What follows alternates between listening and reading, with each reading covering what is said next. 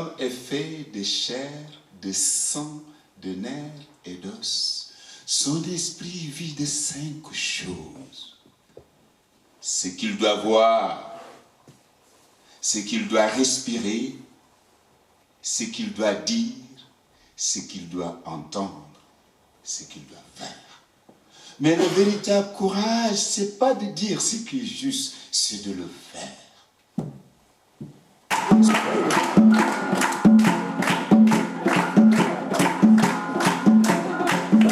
Bonjour Abou. Bonjour. Donc cette soirée était vraiment magnifique, superbe, beaucoup de monde, tout s'est bien passé et j'avais une question donc à te poser, à savoir au niveau de ta créativité, comment est-ce que tu l'as développée, à quel âge tu as commencé à compter? Ben, j'ai commencé, je peux dire, entre 6, 7, 8 par là. Parce que chez nous, il y a toujours ce qu'on appelle l'initiation, qui est une formation vraiment primaire. Dans cette initiation-là, on va t'apprendre à parler, à écouter, mais il faut que tu fasses ce qu'on appelle une retraite, soit dans le bois sacré ou une retraite. D'accord, donc à l'école, on vous enseigne déjà l'art de compter? Non, pas à l'école. Ça, c'est, disons, en fait, on te prépare dans la famille, dans la cellule familiale. D'accord. On te prépare dans la cellule familiale. D'accord. Tu passes de l'état adolescent à une autre étape. Et là, dans ces étapes-là, on t'apprend à mémoriser, à regarder, à entendre, à parler. Mais c'est à travers une grand-mère que j'appelais la bouche du monde, qui était aussi une tradipraticienne.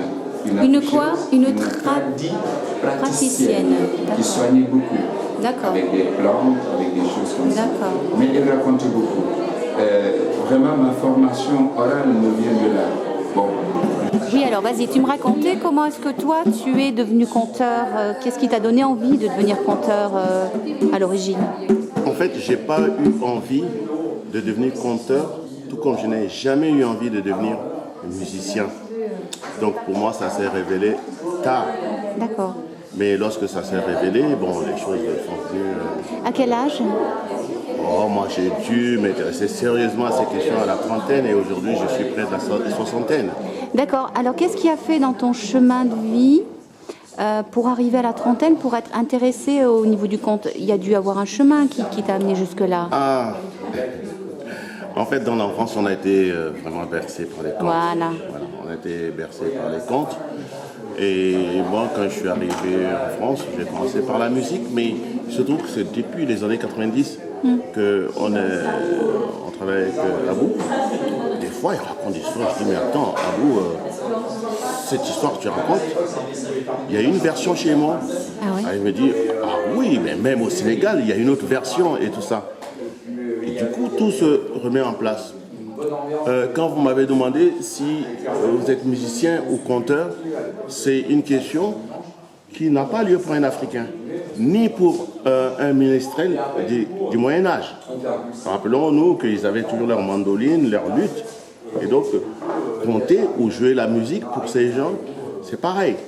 Et chez nous en Afrique, c'est pareil. On va parler, lorsque je joue d'un instrument de musique, je parle à travers mon instrument.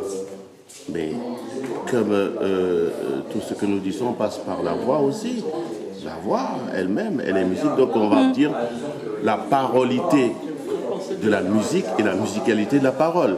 Et la boucle est bouclée. Et oui. Oui. Bon, je sais pas qu'est-ce qu'il faut dire d'autre. Hein. C'est tout.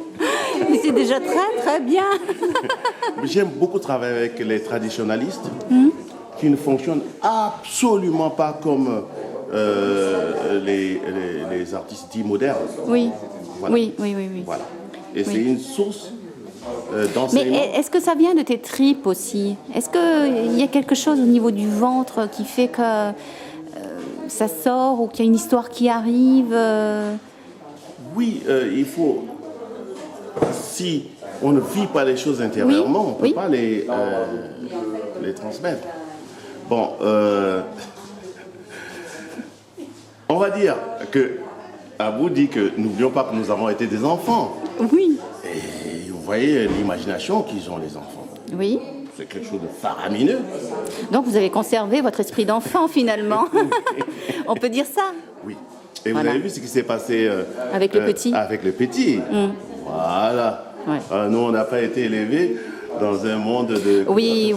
Nous, on est un peu dans les carcans. Nous, Voilà, on est, oui, non, mais complètement. Nous, on est compartimentés. Et notre grande difficulté, c'est de se décompartimenter. Il y a tout un travail chez nous à ce niveau-là que vous n'avez pas. Et c'est vrai qu'on vous envie votre aisance, on vous envie votre faculté de communiquer, de danser, d'être sur le rythme, que nous, les Français, je parle pour moi principalement, c'est pas franchement naturel. Oui, ça commence à changer aussi en France. Mais j'encourage surtout mes amis musiciens ou autres d'aller boire à la source. À la À la source. source, c'est quand vous allez à Dakar, par exemple. Vous allez voir, vous allez entendre des choses de quelques conservatoires que vous venez, ça va vous étonner. Voilà. Et donc, même, on peut ajouter donc compter, faire la musique, danser, procède de la même chose. Oui. C'est la même énergie finalement. Oui, c'est la parole. C'est tout un art, tout ça. Ouais. Mais ça veut dire qu'on est beaucoup, souvent, préoccupé par la production. Parce que c'est pas par hasard que le monde est devenu industriel. Oui. Et y compris la production des choses non visibles. Un artiste ici doit produire une sorte de spectacle, des choses comme ça. Mais il y a un autre côté, c'est que moi j'estime qu'un véritable artiste doit creuser profondément, c'est-à-dire être chercheur. C'est-à-dire chaque fois que tu dis quelque chose, il faut aller plus loin que ce que tu dis ou que tu fais pour savoir un peu les tenants et les aboutissants. Là, on entend que c'est des histoires, comme les anciens ont dit, ça a plusieurs couches en fait.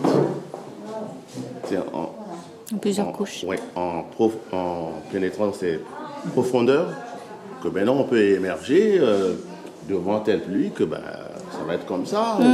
Voilà, mais si l'artiste n'a pas cherché, c'est-à-dire n'a pas été patient, parce qu'effectivement aujourd'hui, il faut gagner sa vie, faire des cachets, machin, tout ça, c'est qui est aussi normal. Mais à force d'aller comme ça, les gens n'ont pas pris le temps, en fait, même de savoir ce qu'ils racontent. Oui, c'est ça. Sans aller jusqu'en Afrique, très peu de conteurs français se sont intéressés réellement à leur culture. C'est ce qui me sidère. Et même, je peux venir dans ce sens.